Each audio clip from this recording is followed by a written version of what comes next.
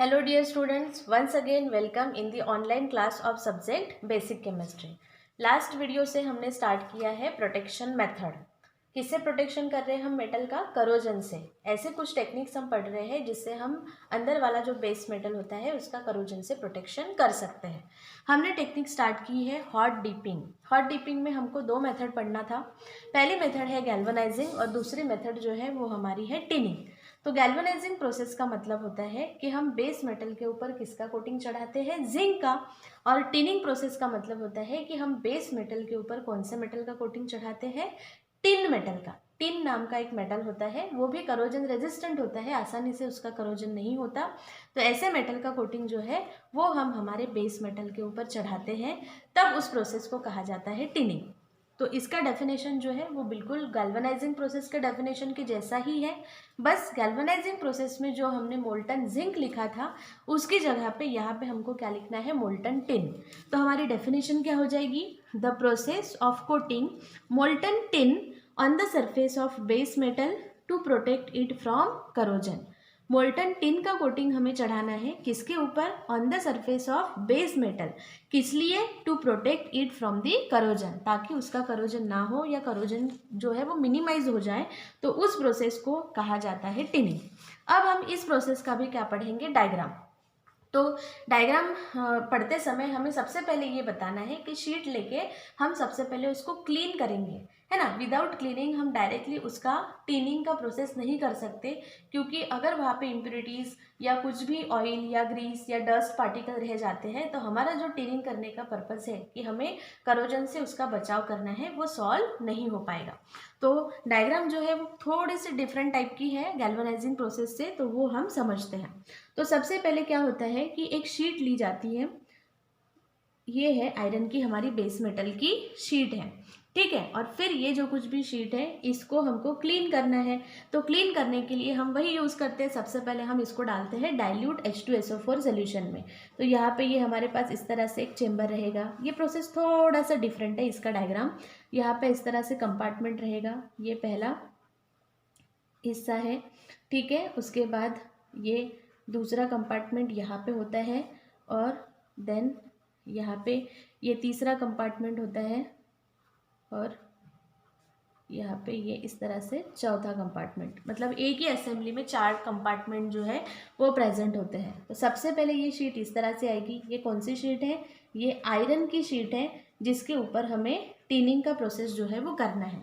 तो सबसे पहले इसको हम डालते हैं कौन से सोल्यूशन में? ये सोल्यूशन है डाइल्यूट H2SO4 सोल्यूशन। कौन सा सोल्यूशन है? डाइल्यूट H2SO4 सोल्यूशन, ताकि उसके ऊपर अगर कोई भी डस्ट वगैरह जो भी प्रेजेंट है, धूल मिट्टी, तो वो वहाँ पे साफ़ हो जाएगी। उसके बाद ये शीट ये दूसरे चेंबर में आती है। तो यहाँ पे दूसरे चेंबर में हमने कौन सा सोल्यूशन रखा हुआ है? यहाँ पे हमने रखा हुआ है zinc chloride solution. Zinc chloride solution मतलब ZnCl2 सोल्यूशन, जिसकी वजह से कोई भी ऑयल वगैरह की परत अगर उस पर रहती है, ग्रीस वगैरह रहता है, तो वो वहाँ से निकल जाएगा। अब हमारा मेन स्टेप शुरू होता है। अब हम ये जो कुछ भी शीट है, इस शीट को पास करते हैं मोल्टन टिन में, ठीक है। ये यहाँ पे कौन सी चीज़ रखी हुई है? मोल्टन टिन, क्योंकि उसी का तो हमको कोटिंग चढ़ाना है ना। तो ये हमने इसमें डाला मोल्टन टिन। मोल्टन टिन में से ये जब शीट पास होंगी तो ये टिन जो है ये इसके सरफेस के ऊपर जो है वो अटैच हो जाएगा, और फिर ये इस तरह से बाहर निकलेगा। अब यहाँ पे प्रॉब्लम एक ये हो जाता है कि ये टिन मेटल जो है ये जब मोल्टन स्टेट में होता है, और अगर वो डायरेक्टली एयर के कांटेक्ट में आ गया, किसके कांटेक्ट में आ गया? एयर के कांटेक्ट में, तो वो एयर उस मोल्टन टिन के साथ जो है वो रिएक्ट करता है और उस लेयर को मतलब अच्छा नहीं बनने देता। वो लेयर जो है वो कुछ डिस्टर्ब लेयर जो है वो वहाँ पे बनती है। अब ऐसा तो हमें होने नहीं देना है। ये जो कुछ भी टिन हम उसके ऊपर लगा रहे हैं, ये टिन की एक अच्छी यूनिफॉर्म लेयर वहाँ पे बननी चाहिए। तो उसका डायरेक्ट एयर के साथ कांटेक्ट प्रिवेंट करने के लिए इस टिन को, जब हमने उसके ऊपर मोल्टन टिन का कोटिंग चढ़ाया है, इसको पास किया जाता है एक स्पेशल टाइप के सॉल्यूशन में, जिसे कहते हैं पाम ऑयल। जिसे क्या कहते हैं? Palm oil. पाम नाम का एक ऑयल होता है। तो ये ऑयल क्या करता है? उसके सरफेस पे ये जो मोल्टन टिन लगा हुआ है उस लेयर को ढक देता है।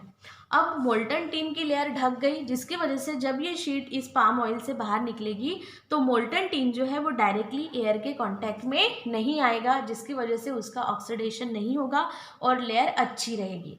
ठीक है, उसके बाद ये जो कुछ भी शीट है इस शीट को पास किया जाता है रोलर सिस्टम में से, ताकि अगर उसमें कुछ एक्सेस ऑफ टिन है तो वो टिन यहाँ पे स्क्वीज आउट हो जाएगा।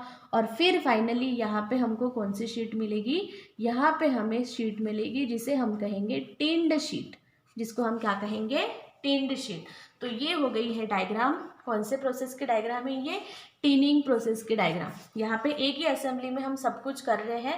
पहले हमने आयरन शीट को डाइल्यूट H2SO4 में डाला ताकि वो साफ़ हो जाए, फिर जिंक क्लोराइड सोल्यूशन में डाला ताकि उसके ऊपर कुछ ऑयल वगैरह लगा है तो वो निकल जाए, फिर हमने उसको मोल्टन टिन में से डाला तो उसके ऊपर टिन की लेयर चढ़ जानी चाहिए। फिर टिन की लेयर डायरेक्ट एयर के कॉन्टैक्ट में नहीं ला सकते क्योंकि ऑक्सीडेशन हो सकता है, तो उसको हमने किस में से पास किया, पाम ऑयल में से।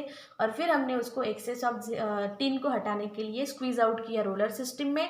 और अब हमको कौन सी शीट मिल गई है, टिन शीट जो है वो हमको मिल गई है। तो ये हो गया है टिनिंग प्रोसेस का diagram.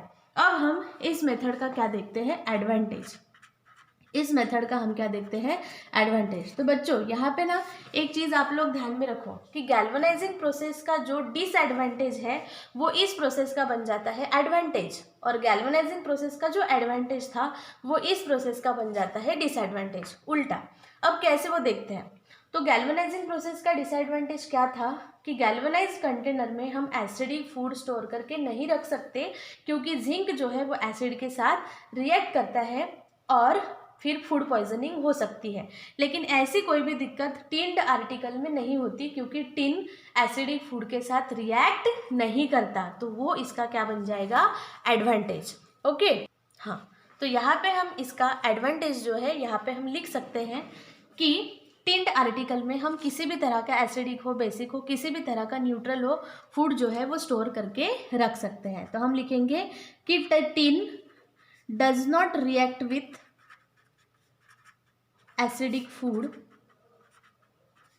tin does not react with acidic food, hence tinned containers can be used for storing food material। तो हम टिन कंटेनर को फूड मटेरियल, कोई भी टाइप का फूड मटेरियल स्टोर करने के लिए यूज़ कर सकते हैं। तो ये इसका बन जाएगा एडवांटेज। फिर हम इसका क्या पढ़ेंगे, डिसएडवांटेज। तो बच्चों मैंने आप लोगों को बताया था कि जो गैल्वेनाइजिंग प्रोसेस का एडवांटेज है वो इसका क्या हो जाएगा, डिसएडवांटेज। तो गैल्वेनाइजिंग प्रोसेस का एडवांटेज क्या था, उसका एडवांटेज था जिंदगी के साथ भी जिंदगी के बाद भी, मतलब जिंक जब तक अच्छा है तब तक भी अंदर वाले आयरन का प्रोटेक्शन करता है, और अगर किसी कारण वो खराब हो जाता है, क्रैक हो जाता है, तो भी अंदर वाले मेटल का प्रोटेक्शन करता है। लेकिन ऐसा टिनिंग प्रोसेस में नहीं होता, ऐसा क्यों, क्योंकि जब हम इलेक्ट्रोकेमिकल सीरीज में आयरन और टिन की पोजीशन देखते हैं तो आयरन की पोजीशन जो है वो ऊपर होती है और टिन की पोजीशन जो है वो नीचे होती है। इलेक्ट्रोकेमिकल सीरीज में आयरन की पोजीशन ऊपर होती है और टिन की पोजीशन नीचे होती है, जिसकी वजह से अगर किसी कारणवश टिन की लेयर ब्रेक हो गई तो आयरन क्या बन जाएगा, एनोड, और टिन क्या बन जाएगा, कैथोड। क्योंकि आयरन की पोजीशन ऊपर है तो वो बनेगा एनोड, टिन की पोजीशन नीचे है तो वो क्या बनेगा, कैथोड। और हमें पता है जो एनोड बनता है उसके ऊपर ऑक्सीडेशन होता है और उसका करोजन होता है, और जो कैथोड बनता है उसके ऊपर रिडक्शन होता है और उसका प्रोटेक्शन होता है। तो ये जो कुछ भी टिन की लेयर है ये तब तक ही अंदर वाले बेस मेटल आयरन को प्रोटेक्ट कर सकती है जब तक वो अच्छी है, इंटैक्ट है, कुछ भी उसमें डैमेज नहीं है। लेकिन किसी भी कारण से अगर उसमें डैमेज हो गया तो उसके बाद वो अंदर वाले आयरन मेटल का प्रोटेक्शन नहीं कर सकता। तो इसको हम कैसे लिखेंगे कि ये जो टिन मेटल है, tin is having lower position in electrochemical series than iron. Tin की पोजीशन इलेक्ट्रोकेमिकल सीरीज में आयरन से क्या होती है, नीचे। So iron becomes anode and get corroded. Iron जो है वो एनोड बनता है और उसका करोजन हो जाता है, और टिन जो है becomes cathode and get protected. तो टिन के लेयर बस तब तक ही बचाव कर पाएगी जब तक वो लेयर अच्छी है। अगर वो लेयर ब्रेक हो गई तो वो अंदर वाले बेस मेटल का बचाव नहीं कर सकता। और फाइनली हम टिनिंग प्रोसेस के क्या पढ़ेंगे, एप्लीकेशंस मतलब यूजेस, कि हम उसको कहाँ पे यूज़ कर सकते हैं। ठीक है, तो जो इसका एडवांटेज है उसी से रिलेटेड उसकी एप्लीकेशन है। ये फूड के साथ बिल्कुल भी रिएक्ट नहीं करता टिन, इसलिए जो फूड कंटेनर्स होते हैं, कैन्स वगैरह होते हैं, वो बनाने के लिए हम टिन्ड आर्टिकल जो है वो यूज़ कर सकते हैं। उसके बाद जो बड़े बड़े रेफ्रिजरेटर में जो ट्रेज वगैरह होते हैं जिसमें फूड मटेरियल वगैरह हम स्टोर करके रख सकते हैं, तो वो रेफ्रिजरेटर के ट्रेज बनाने के लिए, देन दूध की कैन बनाने के लिए, दही की कैन वगैरह बनाने के लिए हम टिन्ड आर्टिकल को यूज़ कर सकते हैं। It is use for protecting articles like refrigerator trays, food cans, containers etcetera. तो आई होप कि आप लोगों को टिनिंग प्रोसेस भी अच्छे से समझ में आया है।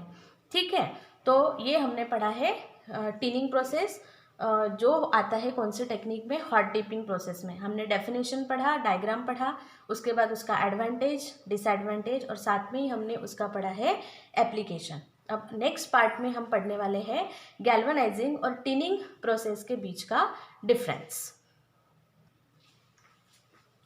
सो डियर स्टूडेंट्स, अब हम पढ़ते हैं difference between galvanising and tinning.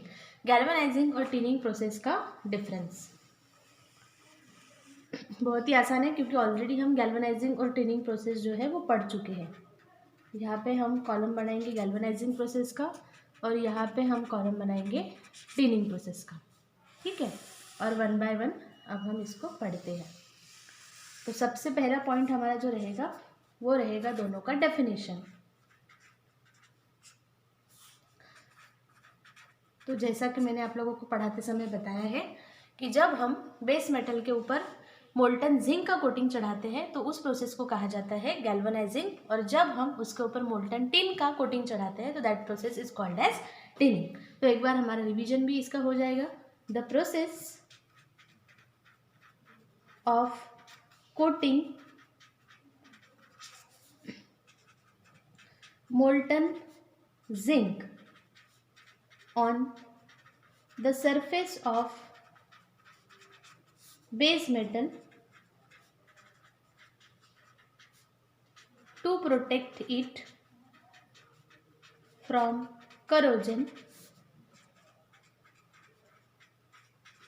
is called as galvanizing। तब उस प्रोसेस को कहा जाता है गैल्वेनाइजिंग। ठीक है, अब ऐसी डेफिनेशन किसकी रहेगी, टिनिंग की। बस मोल्टन जिंक की जगह पे क्या लिखना पड़ेगा, molten tin. The process of coating molten tin on the surface of base metal to protect it from corrosion